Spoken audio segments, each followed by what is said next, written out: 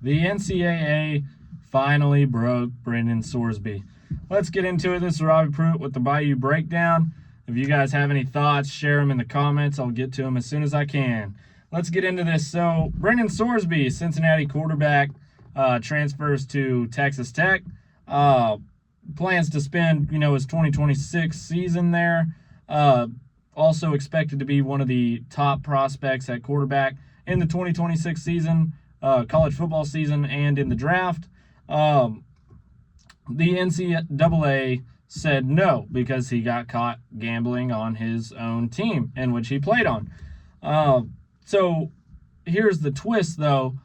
He gets caught, and he's ruled ineligible for the season of 2026. Obviously, he transfers to Texas Tech.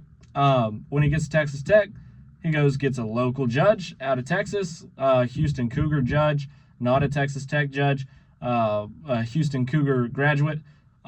Ultimately rules in favor of Sorsby playing in the 2026 season due to irreparable harm.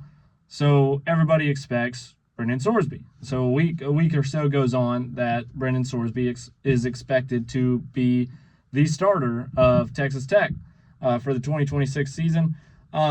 Here's the everything that kind of explodes in that is, you had a bunch of Big 12 schools, of course, push back on this ruling and him allowed to play for the 2026 season. And, schools started reacting, not just Big 12, like all college football.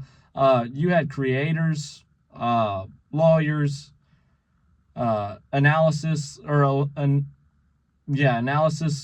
guys, analysis workers. ESPN wrote a whole bunch of articles. Everybody started reacting to it. And obviously with that, the legal battle continued to grow bigger and bigger and bigger. And so what happened was even with the ruling, questions started to become, would Sorsby play even with what the court has said he could do? And so you just pretty much didn't know. And from here, I would say, yeah, that's fair. Even with the ruling, it just got so much to where, even I talked about it. I talked about, if you guys haven't watched my first video, go watch the first video, because it's not just about Brendan Sorsby. I think there's a lot of rules and the system being broken. I think just things aren't being put into play. But anyway, so then you drop, today is June 16th, by the way. You drop the June 15th bombshell, which ESPN blew it up as I was making the video for yesterday, that, reports are coming in that Sorsby is not going to play the 2026 season, college football season, and plans to enter the supplemental NFL draft.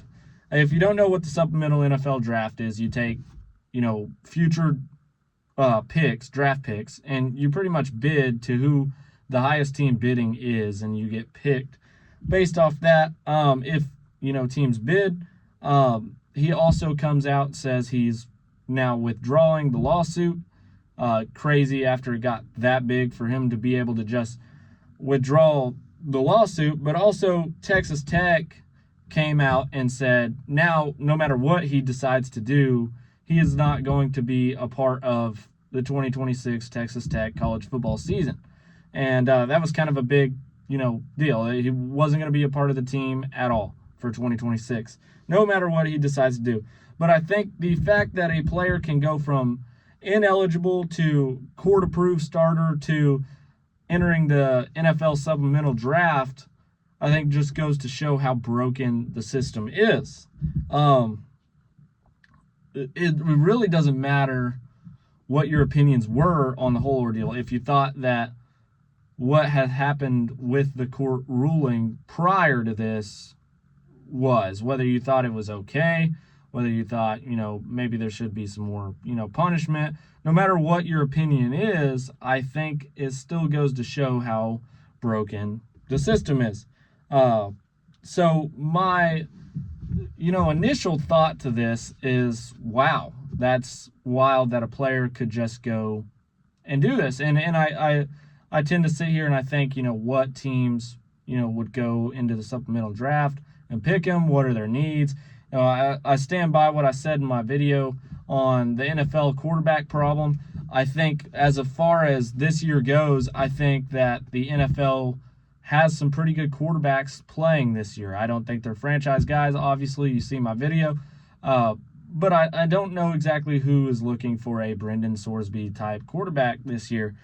So my question to you guys is, if you were an NFL GM, would you be spending a future draft pick on Brendan Sorsby, or like just a bid, or would you just think there's too much baggage? And me personally think way too much baggage. I think, with what has happened with Brendan Sorsby, I thought he should have just, I think what it is was he was kind of scared to play, in my honest opinion, with all the backlash that he had, which, again, is another issue in college football. I think that,